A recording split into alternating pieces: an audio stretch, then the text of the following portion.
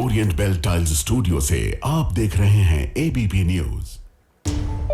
नमस्कार, ABP news पर हाजिर हूं मैं रोमाना इसार खान। 11 बज रहे हैं और ऐसे में वक्त एबीपी रिपोर्टर में हर खबर विस्तार से आपको दिखाएंगे।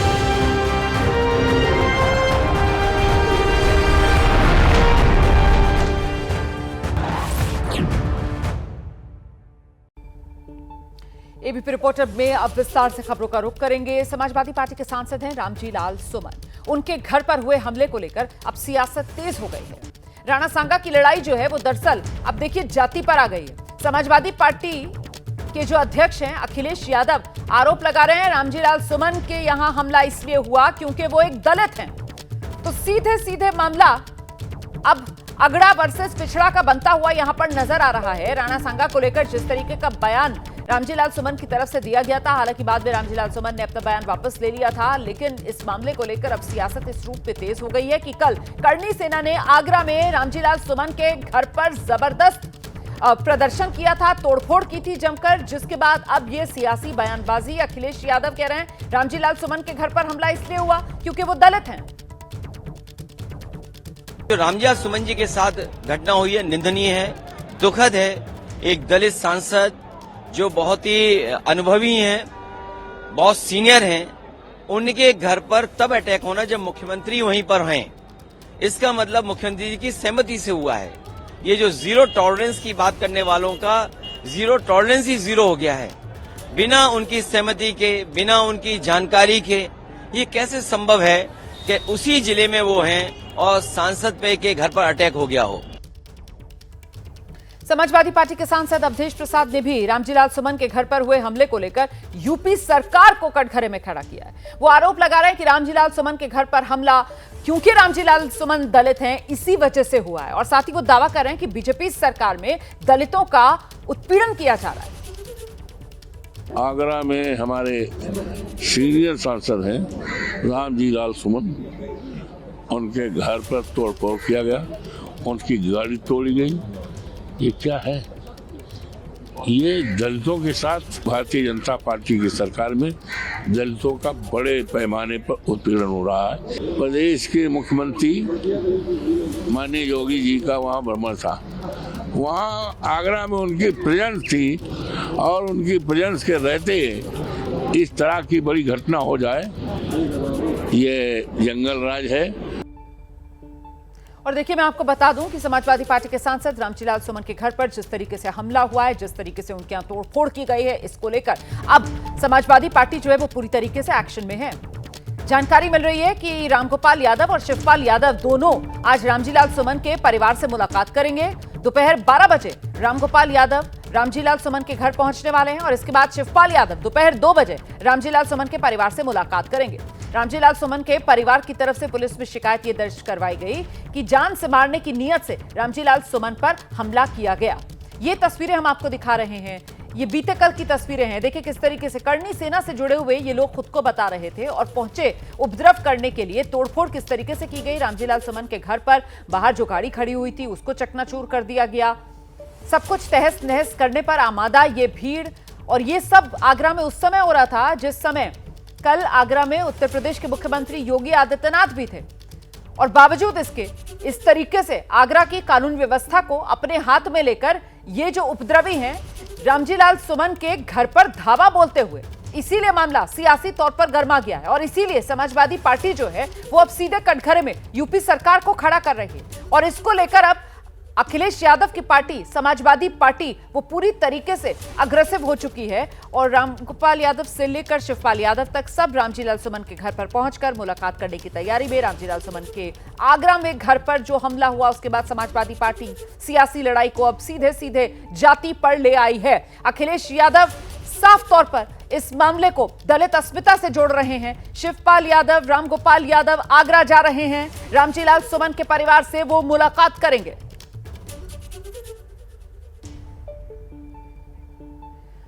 हम सीधे आपको लेकर चलेंगे। हमारे साथ हमारे सहयोगी विवेक राय इस वक्त मौजूद हैं और जरा विवेक से ही जानते हैं। विवेक, जिस तरीके से रामजीलाल सुमन की तरफ से बयान दिया जाता है राणा सांगा को लेकर और उस पर बीजेपी अटैक मोड में आती है और कहीं ना कहीं पूरे राजपूत समाज के अपमान के तौर पर इस मुद्दे को आगे बढ़ाया जाता है, अब उसी की काट के तौर पर यहां पर रामजीलाल सुमन के घर पर जो करणी सेना ने हमला किया है, इसमें दलित अस्मिता वाला एंगल जिसको लेकर समाजवादी पार्टी अब सियासी मैदान में है।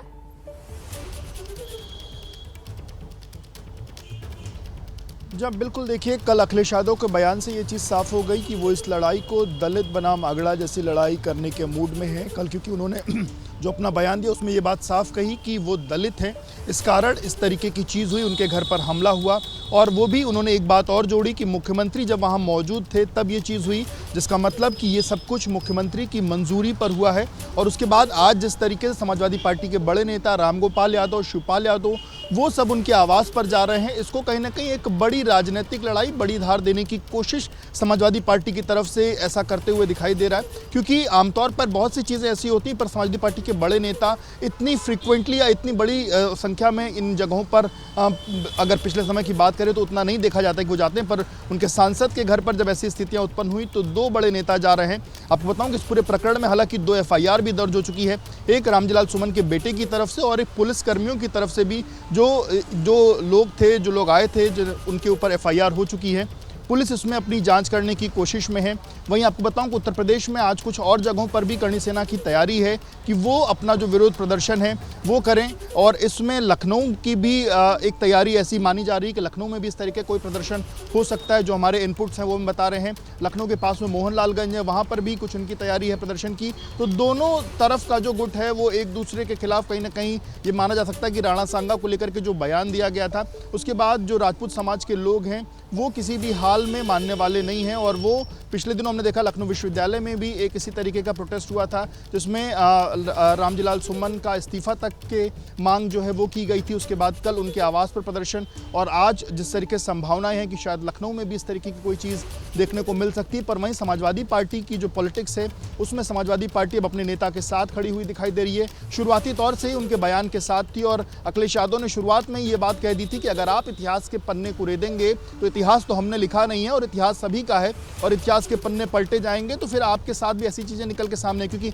अबू आज़मी के बयान से इस पूरी कहीं ना कहीं जो पूरी ये शुरुआत हुई, उसके बाद फिर रामजीलाल का सुमन का बयान और उसके बाद लगातार अलग अलग चीज़ें होती चली आ रही हैं। फिलहाल लेकिन आज उत्तर प्रदेश की राजनीति रामजीलाल सुमन के उस बयान के बाद काफ़ी ज़्यादा गर्म है और आगरा उस गर्माहट का एक सबसे बड़ा देखिए, इतिहास के पन्नों से निकालकर जिस तरीके से हमले किए जा रहे हैं, अब उन हमलों का जवाब भी इतिहास के पन्नों को कुरेद कर ही निकाला जा रहा है। और ऐसे में ये पूरा का पूरा मामला इतिहास के पन्नों से निकलकर अब अगड़ा बनाम पिछड़ा वाली लड़ाई का सियासी तौर पर होता हुआ नजर आ रहा है। यूपी में आगरा में रामजीलाल सुमन के घर तोड़फोड़ के मामले में समाजवादी पार्टी के सांसद के जो बेटे हैं वो सीधे सीधे इस मामले को कह रहे हैं कि साहब ये तो भीड़ जान से मारने की नीयत से आई थी।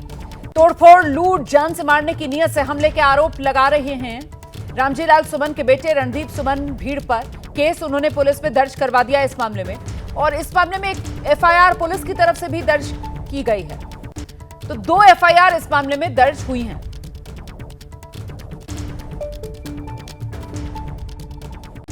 आगरा में सपा के माननीय सांसद जी के एक बयान से आक्रोशित होकर कुछ लोगों ने उनके आवास पे जाके ये घटना को अंजाम दिया है। पुलिस टीम जगह जगह पे लगी हुई थी लोगों को रोकने के लिए और अलग अलग जगह पे लोगों को हिरासत में लिया भी गया है। कुछ लोग छिपकर अलग अलग रास्तों से अपनी पहचान छिपाकर माननीय सांसद जी के आवास पे पहुंचे हैं, जहां इन्होंने प्रस्ताव किया है। इस पूरे घटनाक्रम की जांच हो रही है और इसमें जो अग्रिम वैधानिक कार्रवाई है वो करवाई जा रही है। वहीं फिरोजाबाद में समाजवादी पार्टी के सांसद रामजीलाल सुमन के खिलाफ MP MLA कोर्ट में शिकायत दर्ज की गई है। ये शिकायत जो है वो अखिल भारतीय क्षत्रिय महासभा ने दर्ज करवाई है। फिरोजाबाद में रामजीलाल सुमन के खिलाफ शिकायत दर्ज करवाई गई है। राणा सांगा को लेकर जो बयान दिया था रामजीलाल सुमन ने, उसी मामले में ये शिकायत दर्ज करवाई गई है।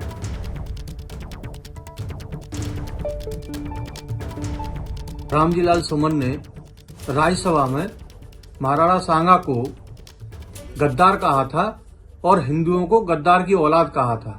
हमारे राष्ट्रीय गौरव को गद्दार कहा जाना हम बर्दाश्त नहीं कर सकते। इसलिए हमने एमपी एमएलए कोर्ट फिरोजाबाद में एक क्रिमिनल केस फाइल किया है, जो ऑनरेबल कोर्ट ने केस रजिस्टर्ड कर लिया है और हमारे स्टेटमेंट रिकॉर्ड करने के लिए 22 अप्रैल की डेट फिक्स की है। और मैं समझता हूं कि संसद से लेकर सड़क तक पूरे देश में कोहराम मचा हुआ है, लेकिन अब ये लड़ाई संसद से सड़क के अलावा न्यायालय में भी लड़ी जाएगी। जरा बात बिहार की कर लेते हैं, जहां कांग्रेस पार्टी आरजेडी के साथ मिलकर चुनाव लड़ेगी, ये तो तय था ही, लेकिन महागठबंधन में सीएम का चेहरा कौन होगा, इसको लेकर वो जो एक सस्पेंस सा बना हुआ था, वो सस्पेंस अब खत्म हो गया है। बड़ी खबर सामने आ रही है। बिहार कांग्रेस के पूर्व अध्यक्ष हैं अखिलेश सिंह, वो कह रहे हैं कि इस बार भी तेजस्वी ही महागठबंधन के सीएम उम्मीदवार होंगे। अखिलेश ने सोशल मीडिया पर पोस्ट किया, इसमें कोई कंफ्यूजन नहीं कि बिहार में तेजस्वी यादव ही इंडिया गठबंधन का चेहरा होंगे। आरजेडी बिहार की बड़ी पार्टी है और जाहिर सी बात है वो सीटें ज्यादा लाएगी। ऐसे में तेजस्वी की भूमिका को नजरअंदाज नहीं किया जा सकता। पिछले चुनाव में भी तेजस्वी के नाम की सहमति बनी थी, तो इस बार भी बिहार विधानसभा चुनाव और ऐसे में महागठबंधन की तरफ से सीएम के चेहरे के तौर पर तेजस्वी यादव के नाम पर कोई कंफ्यूजन नहीं, ये कांग्रेस की तरफ से साफ किया गया है। अखिलेश सिंह कह रहे हैं कि तेजस्वी के सीएम उम्मीदवार होने पर किसी तरीके का कोई कंफ्यूजन नहीं है, लेकिन मैं आपको जरा दिखा देती हूं कि किस तरीके से तेजस्वी के नाम को लेकर कल तक कांग्रेस के 2 विधायक कैमरे के सामने ही बहस करते और इसी मुद्दे को लेकर अलग अलग सुर अलापते सुनाई पड़ रहे थे। हमारे आला कमान खड़गे साहब, राहुल गांधी जी, लेकिन हम लोग मिलजुल के चुनाव लड़ रहे हैं। आप चिंता क्यों कर रहे हैं? सब फैसला हो जाएगा, हम लोग एक साथ। अभी तय नहीं है, ये बात माना जाए। तय बैठ के सब लोग आदरणीय लालू प्रसाद यादव जी, तेजस्वी जी, राहुल जी, खड़गे सब बैठ के तय। क्या दिया कि तेजस्वी को सीएम बनने से रोक, क्या है तेजस्वी चेहरा होंगे जी। 15 और 20 में हमारे नेतृत्व ने तय किया है। हाँ। अब इसमें कहाँ संशय की स्थिति है भाई? फिर से तय करने की बात। लोगों ने ये भ्रम कर दिया कि हम लोग इंडिया गठबंधन यहाँ एकजुट नहीं है, और उस भ्रम को हम लोगों ने कल तोड़ दिया, हमारे नेताओं ने, कि हम इंडिया गठबंधन के लोग मजबूती से चुनाव लड़ेंगे। सभी विधायकों ने बोला हम मिलजुल के चुनाव लड़ेंगे और नेतृत्व इसको तैयार है कि चिंता कहीं नहीं है, सब लोग बैठ के तय करेंगे। पहले ये सीट हम लोग जीते और एनडीए की सरकार को हटाए। तो आपने सुना किस तरीके से अभी तक ये अलग अलग बोल्स जो सुनाई पड़ रहे थे कांग्रेस के नेताओं के, लेकिन अब इस मामले में बिहार कांग्रेस के जो पूर्व अध्यक्ष हैं अखिलेश सिंह, उनकी तरफ से साफ कर दिया गया है कि कोई कंफ्यूजन नहीं है, महागठबंधन की तरफ से सीएम उम्मीदवार के तौर पर चेहरा तेजस्वी यादव ही होंगे। इस बीच बीती रात बिहार एनडीए के सांसदों की डिनर पर एक मीटिंग हुई है। बीजेपी सांसद संजय जायसवाल के घर पर सांसदों का जमावड़ा लगा। सांसद जब जुटे तो बिहार में आने वाले दिनों में होने वाले विधानसभा चुनाव को लेकर भी चर्चा हुई है। हम आपको सांसदों की तस्वीरें दिखा रहे हैं जो डिनर में शिरकत करने के लिए पहुंचे थे। सभी सांसदों ने दावा किया एक बार फिर भारी बहुमत से एनडीए की सरकार बनेगी। चिराग पासवान ने तो यहां तक कह दिया कि इस बार एनडीए की 225 से ज्यादा सीटें आ रही हैं। बड़ा दावा चिराग पासवान की तरफ से किया गया है। तो देखिए किस तरीके से एक एक कर ये तमाम सांसद बिहार के वो पहुंचते हुए, और ये जो डिनर का आयोजन है ये संजय जायसवाल बीजेपी सांसद उनके आवास पर हुआ था। राधा मोहन सिंह को आप देख रहे हैं, तमाम जो सांसद हैं एनडीए के अलग अलग दलों से जुड़े हुए, बीजेपी अध्यक्ष जेपी नड्डा वो पहुंचे इस डिनर में शिरकत करने के लिए। तो ये स्नेह मिलन समारोह जो रखा गया था, चिराग पासवान से लेकर जीतन राम मांझी से लेकर बीजेपी और जेडीयू के सांसदों से लेकर सभी एनडीए के सांसद इस डिनर में शिरकत करने के लिए पहुंचे। बिहार ने देखा है 2005 के पहले का बिहार, तो बिहार की जनता 2005 के पहले का बिहार नहीं चाहती। डबल इंजन की सरकार अगले 5 साल के लिए फिर से बनने जा रही है। नवंबर में जब परिणाम आएंगे, इस बार बिहार विधानसभा के चुनाव में जिस तरीके से एनडीए एकजुटता के साथ, मजबूती के साथ चुनावी रण में उतरने वाला है, 5 दलों का ये एक ऐसा कॉम्बिनेशन है जो अपने में एक विनिंग कॉम्बिनेशन है। मैं मानता हूं, जब मैं ऐतिहासिक बोलता हूं तो मैं मानता हूं कि एक बड़ी जीत के साथ 225 से ज्यादा सीटें जीतकर इस बार बिहार में हम लोग सरकार बनाएंगे। एकदम जीतेंगे, एनडीए वहाँ 225 सीट लेके आएगी। बिहार में जो एनडीए की स्थिति है उसमें कहीं से कोई भी गठबंधन सामने वाला टिकने वाला नहीं, तो कोई बहुत इसके लिए हम लोग बैठ कर के पहले ही से स्ट्रेटजी बनाएं, जिसकी बहुत जरूरत नहीं है। ऑलरेडी सारी चीजें तय हैं और उसके आधार पे चुनाव तो हम लोग जीतेंगे। और आइए इस बीच जरा सीधे आपको लेकर चलते हैं बिहार विधानसभा के बाहर। इस वक्त जो विपक्ष के विधायक हैं विरोध प्रदर्शन कर रहे हैं, तस्वीरें आपको दिखा देते हैं। बिहार विधानसभा के बाहर विपक्ष का ये प्रदर्शन रोज इसी तरीके की तस्वीरें देखने के लिए मिलती हैं, जब इंडिया गठबंधन के ये विधायक हाथ में बैनर पोस्टर लेकर जोरदार तरीके से नीतीश सरकार, बिहार की एनडीए सरकार की घेराबंदी कर रहे होते हैं। ये बजट सत्र चल रहा है बिहार विधानसभा का और उस दौरान विपक्ष के विधायक प्रदर्शन कर रहे हैं। विधानमंडल के बजट सत्र का आज आखिरी दिन है। आखिरी दिन आरजेडी के वाम दल के तमाम विधायक बैनर पोस्टर लगकर केंद्र सरकार के खिलाफ में नारेबाजी कर रहे हैं, नीतीश सरकार के खिलाफ में नारेबाजी कर रहे हैं। पोस्टर में लिखा हुआ है वक्फ संशोधन विधेयक को वापस लो, यह स्वीकार हम लोगों को नहीं है, केंद्र सरकार को इसको वापस लेना होगा, हम लोग इसका पुरजोर विरोध करते हैं। तो देखिए, संसद का बजट सत्र चल रहा है, उसमें केंद्र सरकार ईद के बाद जो है वक्फ संशोधन विधेयक पेश कर पारित कर सकती है।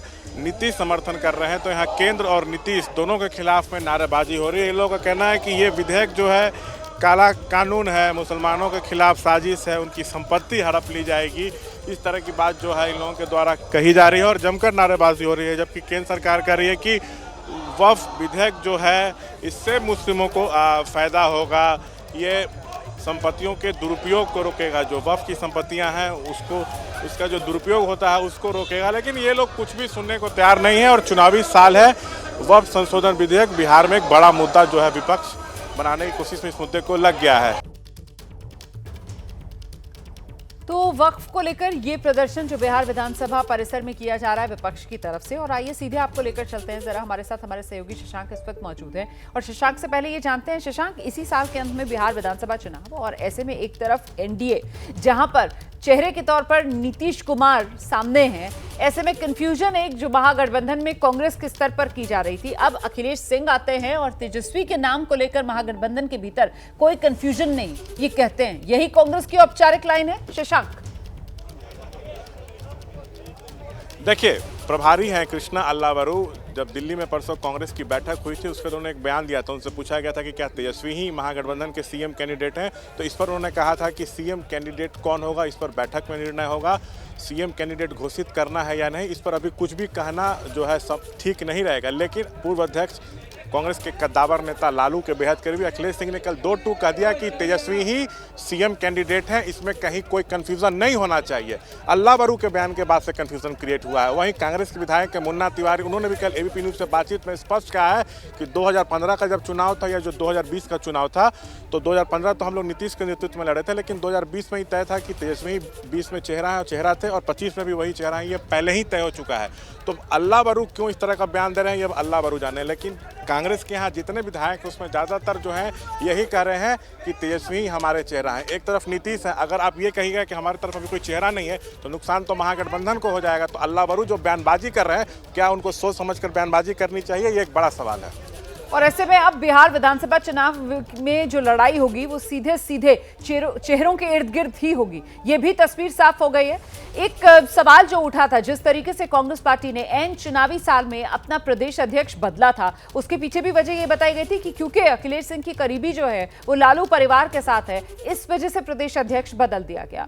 और इसीलिए जो अल्लावरू का बयान था उससे कंफ्यूजन और ज्यादा फैला था शशांक। बिल्कुल, अल्लावरू के बयान के कारण ही ये सारा कन्फ्यूजन हुआ है। ये पहले से तय है। आरजेडी ने तो तेजस्वी को महागठबंधन का सीएम चेहरा पहले ही घोषित कर रखा है। और आप याद कीजिए, लालू यादव ने 3 दिन पहले एक बयान दिया था कि कोई भी माय का लाल जो है तेजस्वी को मुख्यमंत्री बनने से नहीं रोक सकता है। तो लालू ने स्पष्ट कर दिया था कि चेहरा तेजस्वी ही जो है वो हैं। और क्या ये इनडायरेक्टली निशाना अल्लावरू पर था, ये भी कई तरह के सवाल खड़े हो रहे हैं। और आपको बता दें, जब से अल्लावरू प्रभारी बने हैं 3 से 4 बार बिहार आए हैं, लेकिन एक बार भी लालू प्रसाद से उनकी मुलाकात नहीं हुई। तो सवाल ये भी उठ रहा है कि क्या उन्होंने लालू से मिलने का समय मांगा और क्या लालू ने मिलने का समय अब तक नहीं दिया। तो चर्चाएं पॉलिटिकल कॉरिडोर में कई तरह की हैं, लेकिन अभी इसकी पुष्टि जो है वो नहीं हो पा रही है। लेकिन कहीं ना कहीं कांग्रेस और आरजेडी में सब कुछ अभी ठीक नहीं लग रहा है। तेजस्वी का चेहरा पर कहीं ना कहीं पॉइंट फंस रहा है, जबकि पूर्व अध्यक्ष विधायक तेजस्वी के समर्थन में, लेकिन प्रभारी अलग बात कहते हैं। 70 सीट कांग्रेस को चाहिए, पिछली बार वो लोग 70 पे लड़ी थी, लेकिन आरजेडी जो हम लोग को सोर्सेज बता रहे हैं 45 से जाना कांग्रेस को देने को तैयार नहीं है। आरजेडी चाहती है कि 45 से 50 के बीच में कांग्रेस को दिया जाए। वहीं कांग्रेस के एक सह प्रभारी हैं बिहार में, शाहनवाज आलम, वो आए दिन बोलते हैं कि बिहार में महागठबंधन सरकार बनेगी तो कांग्रेस का 2 डिप्टी सीएम होगा। ये भी बात लालू को पसंद नहीं आ रही है। तो कुछ मुद्दों पर मतभेद है, लेकिन ये तय है कि तेजस्वी चेहरा है और कांग्रेस के करीब 19 में से आधा विधायक तेजस्वी के नाम से सहमत है। पूर्व अध्यक्ष अखिलेश सिंह हरी झंडी दिखा चुके हैं। और मैं आपको बता दूं कि जी लोकसभा चुनाव जब था तो उस समय चर्चा थी कि लालू कांग्रेस को 4 से ज़्यादा सीट नहीं देंगे, लेकिन अखिलेश सिंह वो नेता थे जिन्होंने लालू से 9 सीट ले लिया था। लेकिन चुनाव से ठीक पहले उनको हटा दिया गया। कहा जा रहा है कि लालू परिवार के करीबी हैं, इसलिए खमियाजा भुगतना पड़ा। चर्चा इस तरह की है, लेकिन जो जानकारी मिल रही है कि सीटों पर भी जो बातचीत होगी, सोर्सेज बता रहे हैं कि राहुल गांधी ने अखिलेश सिंह को ही कहा है कि सीटों पर आप बात करिएगा। ठीक है, तो भले ही प्रदेश अध्यक्ष कांग्रेस ने बदल दिया है, लेकिन अखिलेश सिंह और उनका जो कद है और साथ ही साथ जो उनकी जिम्मेदारी है वो केंद्रीय नेतृत्व की तरफ से एक तरीके से बरकरार रखी गई। जिस तरीके से शशांक जानकारी दे रहे थे, बहुत शुक्रिया आपका इस तमाम जानकारी के लिए। मैं आगे बढ़ रही हूँ। अगली बड़ी खबर झारखंड से है, जहां राजधानी रांची में कल बीजेपी नेता अनिल टाइगर की गोली मारकर हत्या कर दी गई और इस मामले में सियासत अब गर्म है। बीजेपी कानून व्यवस्था के मुद्दे को लेकर हेमंत सोरेन सरकार पर हमलावर है और इस कड़ी में आज बीजेपी के नेता सड़कों पर उतरे हुए हैं। रांची में बीजेपी नेता अनिल टाइगर की हत्या के खिलाफ प्रदर्शन। बीजेपी ने रांची बंद का आज ऐलान किया है। इस हत्या के खिलाफ बीजेपी नेताओं ने कई जगह धरना दिया है। पुलिस ने कई बीजेपी नेताओं को हिरासत में भी लिया। कल बीजेपी नेता अनिल टाइगर की हत्या कर दी गई थी और इसी को लेकर आज बीजेपी कार्यकर्ताओं का ये बंद का ऐलान। देखिए किस तरीके से सड़कों पर टायर फूके जा रहे हैं। जगह जगह विरोध प्रदर्शन बीजेपी कार्यकर्ता कर रहे थे। बंद का ऐलान बीजेपी कार्यकर्ताओं की तरफ से किया गया। हालांकि बहुत सी जगह पुलिस मौके पर पहुंचकर बीजेपी नेताओं को हिरासत में लेते हुए व्यक्ति जो है उसको घायल है और पुलिस उसमें तफ्तीश कर रही है। पुलिस की जो एक्शन है वो त्वरित गति से, एक व्यक्ति भागा है जिसके प्रति हम लोग जो है कठोरता से कार्रवाई कर रहे हैं, छापेमारी कर रहे हैं। और रही बात कि पुलिस जो है, पुलिस छापेमारी भी कर रही है और पुलिस उसको एक्शन करके दिखा भी रही है। हमारे लिए क्रिमिनल के लिए कोई जगह नहीं है, चाहे हमारे बीजेपी पार्टी हो चाहे झारखंड मुक्ति मोर्चा है। उससे पहले हमारा रांची की जनता की सुरक्षा के लिए जिम्मेदारी हमारी है। तो रांची में बीजेपी नेता अनिल टाइगर की हत्या के बाद झारखंड की कानून व्यवस्था को लेकर बीजेपी हेमंत सोरेन सरकार पर हमलावर। वहीं जेएमएम की तरफ से दावा यह किया जा रहा है कि प्रदेश में अपराध और अपराधियों के लिए कोई जगह है ही नहीं। अपराध की राजधानी बन गई है और यह हेमंत सरकार जिसके शासन में रूल ऑफ लॉ कॉलेप्स हो चुका है। कोई सुरक्षित नहीं है, राजधानी में सुरक्षित नहीं है। ग्रामीण इलाकों में तो भगवान मालिक है, जो सरकार को तो भाई कोयला और बालू ही दिखती है। स्थिति बद से बदतर हो गई है। 1990 का कालखंड, उस समय जंगल राज हमने देखा था लालू के शासन का, आज उसकी पुनरावृत्ति हो रही है। ये जंगल राज है। स्थिति बद से बदतर हो गई है। तभी मैं कह रहा हूं कि योगी मॉडल लागू करो। पहले तो अनिल महतो जी की हत्या दुखद है। आज इस दुख की घड़ी में उनके परिवार को ईश्वर ताकत दे इस दुख को सहने की और मृतक की आत्मा को शांति पहुंचे। परंतु इस दुखद घटना पर भी राजनीति समझ से परे है। रांची जिला पुलिस प्रशासन मैं धन्यवाद देता हूं कि इतनी त्वरित कार्रवाई, कोई भी घटना घटी हो उसकी त्वरित निष्पादन, त्वरित कार्रवाई, गिरफ्तारियां सुनिश्चित करती है। तो उसके बाद राजनीति क्यों? बड़ी खबर जम्मू कश्मीर के कठुआ से आ रही है। हीरानगर इलाके में 5वें दिन सेना का ऑपरेशन जारी है। सर्च ऑपरेशन के दौरान पुलिस पर फायरिंग भी हुई है। एनकाउंटर में पुलिस के 2 जवान घायल हुए हैं। आतंकियों की तलाश में सेना जुटी हुई है। सीआरपीएफ पुलिस का ऑपरेशन भी लगातार जारी है। तो जॉइंट ऑपरेशन एक तरीके से चल रहा है इस वक्त, जिसमें सेना, सीआरपीएफ, पुलिस आतंकियों की तलाश में जुटी हुई है। 5वां दिन ऑपरेशन का और इस दौरान जो एनकाउंटर हुआ उसमें पुलिस के 2 जवान घायल हुए।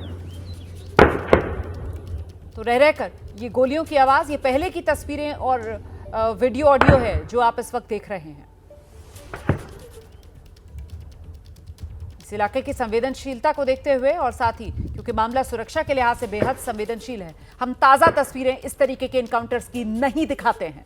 मैं आपको सीधे लेकर चलूंगी। हमारे साथ हमारे सहयोगी अजय बाचलू इस वक्त मौजूद हैं और जरा अजय बाचलू से जानते हैं। अजय, 5वां दिन इस ऑपरेशन का और 2 पुलिसकर्मी बताया जा रहा है कि वो घायल हो गए हैं। क्या अपडेट मिल रहा है अभी इनकाउंटर को लेकर? देखिए रोमाना, रविवार की बात थी, रविवार शाम की बात थी जब हीरानगर के सानियाल गांव में एक दंपत्ति को 5 आतंकी दिखे थे, जिसके बाद रविवार शाम से ही वहां पर लगातार जो है सर्च ऑपरेशन, व्यापक सर्च ऑपरेशन सुरक्षा बलों की तरफ से चलाया गया है। 5 दिन तक सुरक्षा बल उस इलाके की जो है चपा चपा खंगालते रहे और अब सुरक्षा बलों को ये सूचना मिली थी कि आतंकी उस इलाके से, सानियाल गांव से हाईवे की तरफ आए हैं, जिसके बाद आज सुबह सुरक्षा बलों ने जो कठुआ का हाईवे से जुड़ा हुआ इलाका है, गांव है कुछ अंबनाल, सोफिया, जथुना, इन गांव में जो है सर्च ऑपरेशन शुरू किया। और ये गांव बता दूं जंगल का इलाका है रोमाना, और जैसे एक पुलिस पार्टी इन जंगलों की तरफ जा रही थी तो ऊपर जो जंगल में छिपे हुए आतंकी थे उन्होंने फायरिंग की है पुलिस पार्टी पर, जिससे 2 पुलिसकर्मी जो है वो घायल बताए जा रहे हैं, जिनको उपचार के लिए अस्पताल ले जाया गया है। इस बीच अब आतंकियों की फायरिंग के बाद पूरे इलाके को सुरक्षा बलों ने घेर लिया है और वहां पर आतंकियों के साथ रुक कर जो है वो फायरिंग लगातार चल रही है। बता दूं रोमाना, सुरक्षा बल के सूत्रों के मुताबिक ये 5 आतंकी जो हैं ये हाल में ही जम्मू के हीरानगर के जो पाकिस्तान की सीमा है और पाकिस्तान के उस तरफ जो शक्करगढ़ का इलाका लगता है, उस शक्करगढ़ के इलाके से घुसपैठ करके भारतीय सीमा में घुसे थे। और ये यहाँ पर कुछ नाले पड़ते हैं, उज नाला और तरना नाला, इन्हीं नालों के सहारे जो है वो पहाड़ों की तरफ जा रहे थे। और इसी बीच इन आतंकियों को एक दंपति ने देखा, जिसके बाद ये सारा मामला सामने आया है। तो फिलहाल पूरे इलाके में सुरक्षा बलों की रीइंफोर्समेंट भेजी गई है। सीआरपीएफ, जम्मू कश्मीर पुलिस, सेना पूरे इलाके को घेर लिया है और आतंकी जो है वो इस जंगल के बीच में ही बताए जा रहे हैं। बहुत शुक्रिया आपका इस तमाम जानकारी के लिए अजय बाचलू। नजर बनाकर रखिएगा, जैसे कोई और अपडेट होगा फौरन दर्शकों तक पहुंचाएंगे। फिलहाल 5 आतंकवादी बताए जा रहे हैं इस इलाके में छिपे हुए हैं और जो पलटवार उन्होंने किया है, फायरिंग उन्होंने की है, उसकी चपेट में आकर 2 पुलिस के जवान घायल हो गए हैं। इस पूरे इलाके को अब सेना ने घेर लिया है। सीआरपीएफ, सेना, जम्मू कश्मीर पुलिस, और वहां पर इन आतंकवादियों की तलाश की जा रही है।